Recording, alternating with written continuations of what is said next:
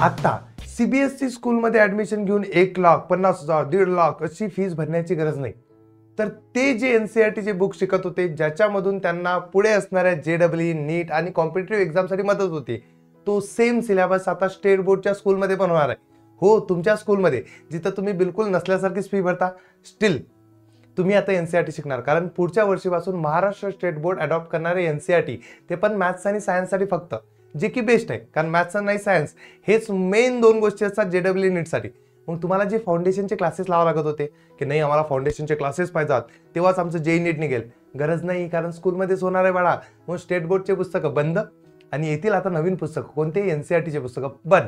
कोणाकोणाला येतील तर हे येतील पुढच्या वर्षीच्या मुलांना. तर पुढच्या वर्षी जे जे मुलं फर्स्ट क्लासमध्ये जातील, म्हणजे पहिल्या वर्गात जातील किंवा तिसऱ्या वर्गात जातील किंवा 5व्या वर्गात जातील किंवा 8व्या वर्गात जातील किंवा 10वीचे तुम्ही मुलं 11th मध्ये जासाल, या सगळ्या मुलांना पुढच्या वर्षी मॅथ्स अँड सायन्ससाठी एनसीईआरटीचे बुक्स यूज करणे.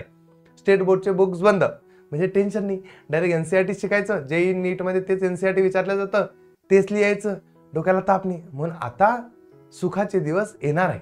कोणासाठी? विद्यार्थ्यांसाठी. पण तेच विद्यार्थ्यांसाठी ज्यांना अभ्यास करायची इच्छा आहे. आता जे मुलं अशी आहे जे फक्त टाइमपाससाठी स्कूलमध्ये जातात, मर जाओगे रे तुम, इतना सिलेबस होगा, इतना सिलेबस होगा कि तुम कंफ्यूज हो जाओगे की किताब ज्यादा बड़ी है या सिलेबस ज्यादा बड़ा है. कारण आहे सिलेबस खूप जास्त मोठा, म्हणजे जास्त मोठा म्हणजे असतात, कारण क्वेश्चन हार्ड येतात. जसे स्टेट बोर्डमध्ये एकदम चुल्लू पुल्लू क्वेश्चन असतात, तसे क्वेश्चन नसतात. क्वेश्चन थोडे हाय लेवलचे असतात.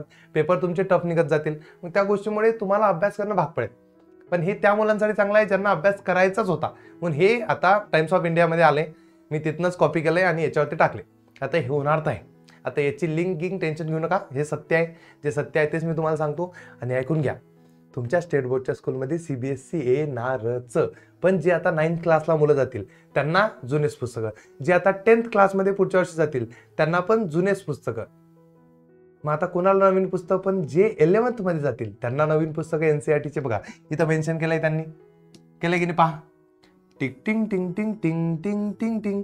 आणि कधीपासून लागू होणार आहे? 2025-26, म्हणजे नेक्स्ट इयरच. टेन्शन घ्यायचं नाही. एनसीईआरटीचे पुस्तक अभ्यास करणं सुरू करायचं. म्हणजे सर तुम्ही पुढच्या वर्षीपासून एनसीईआरटी शिकवसान का? शिकवावंच लागेल. सर मग हिंदीमध्ये असेल का? हाँ बेटा, अगले साल से हमें हिंदी में प्रैक्टिस करनी पड़ेगी, क्योंकि एनसीईआरटी के बच्चे सिर्फ महाराष्ट्र में नहीं सारे पूरे देश में होंगे, तो सबको कवर करने का हम ट्राई करेंगे. इसलिए हिंदी सीखनी मुझे पड़ेगी और हिंदी में सीखना तुम्हें पड़ेगा. तो करो. मैं हिंदी में बात करने की प्रैक्टिस करता हूं और आप हिंदी में मुझे सहने की प्रॅक्टिस करू. काय बोलणार मी हिंदीत? काय ऐकसान तुम्ही हिंदीत? बघूया.